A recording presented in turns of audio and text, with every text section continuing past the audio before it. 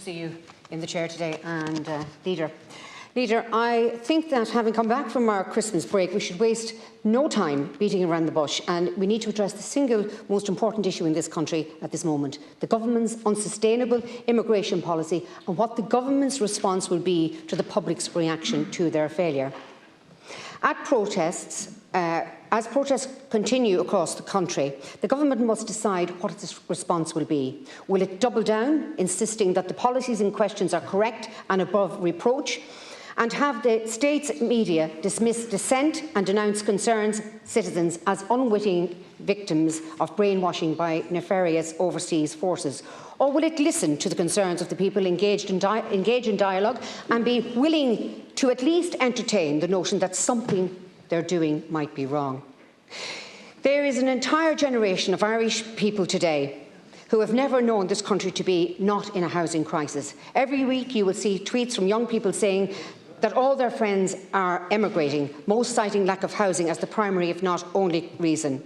At the same time, over 70,000 recipients of temporary protection have entered the country, having been invited by a government who refused to cap the applicants' number in denial of the country's logistical capacity to accommodate them.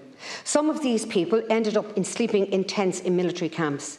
Those who flagged this ahead of time were decried as being uncaring, unsympathetic and even xenophobic.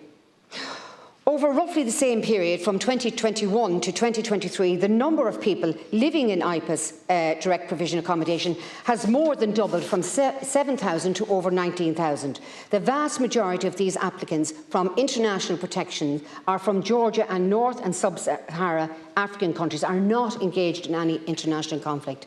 The government said in 2021 that it would end direct provision. Last week, Minister O'Gorman stated...